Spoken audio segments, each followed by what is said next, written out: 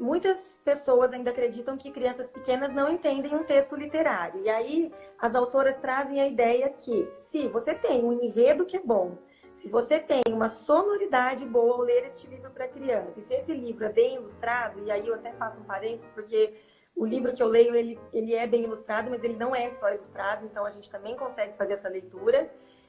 E mesmo que as crianças não entendam todas as palavras, é um desafio, e eu acho que elas precisam de desafios.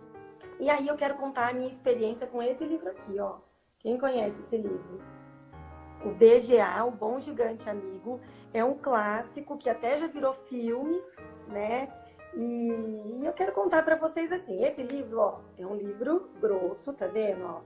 É um livro de muitas páginas e poucas ilustrações. Ele tem algumas ilustrações, assim, tá vendo, ó, no finalzinho, né? Mas a maior parte, olha lá, tá vendo? É textão, né? Ó, aqui tem umas ilustrações, tá vendo? Dá pra ver, Bru? Aham.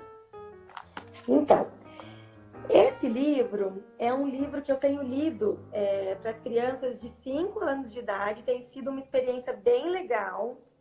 E algumas pessoas dizem, poxa, você é louca de ler um livro desse para criança e tal. Mas, enfim, eu queria contar para vocês como é que eu faço a aproximação do livro para que eu consiga ler esse livro. Eu não leio de uma vez, óbvio, então é uma leitura em capítulos. O primeiro convite, então, é desafiar as crianças antes da leitura. Então, você faz uma roda e aí você fala, gente, tem um desafio para vocês. Tem um livro que eu gosto muito, que é um livro de criança grande. Sei lá como é que você vai falar, tô dando um exemplo aqui de como eu falo, tá? E então é um livro de criança grande. Olha quantas páginas tem esse livro. Quem topa o desafio de ler esse livro comigo um pedacinho por dia? Eles já ficam loucos só de você fazer esse desafio, né? Livro de criança grande, eu quero, quero, quero. E aí a gente vai, então, aproximando. Então, beleza, toparam o desafio? Toparam. Então, a gente vai contar antes de ler. Quem escreveu essa história? Quem ilustrou? Então, você pode ler a bibliografia, que atrás do livro tem a história, então, de quem é o autor, onde ele vive, o que, que ele faz, se ele já morreu, se ele está vivo. As crianças adoram saber sobre isso, né? E aí você lê a bibliografia, então, do autor, você fala do ilustrador, você mostra que tem poucas imagens, então, portanto, eles vão ter que imaginar, ó, não é um livro, porque eles têm mania de, quando a gente está lendo, eles ficam assim, ah, mostra imagem, mostra imagem. Esse livro eu não vou ficar mostrando o tempo todo. Então, você vai preparando o leitor para o que vem, né?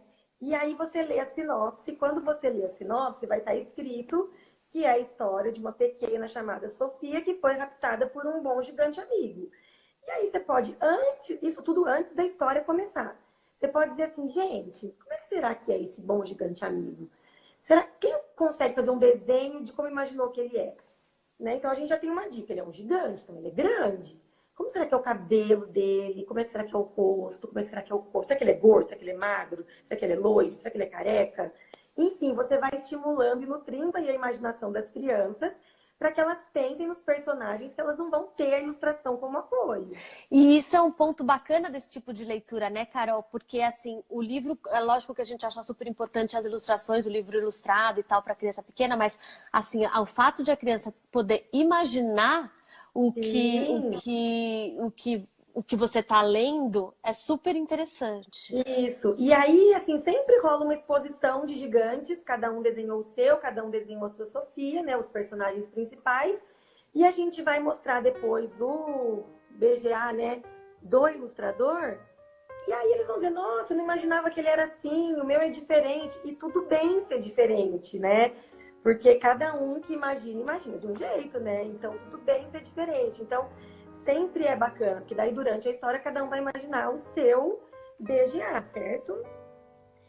E então essas perguntas são bem legais, né? Como é que vocês imaginam a Sofia? Como é que vocês imaginam um bom gigante amigo? Tá, beleza, depois que você fez tudo isso, que eles já sabem quem é o autor da história, o que ele faz da vida, se ele tá vivo, se ele tá morto. Depois que você já falou do ilustrador, depois que já imaginou, aí sim você vai propriamente pra dentro da história, né?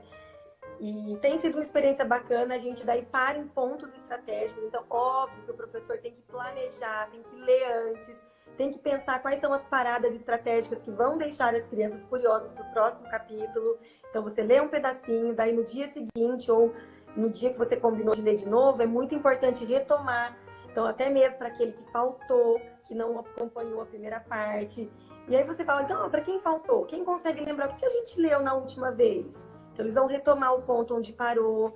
E aí tem sido uma experiência bem bacana. Era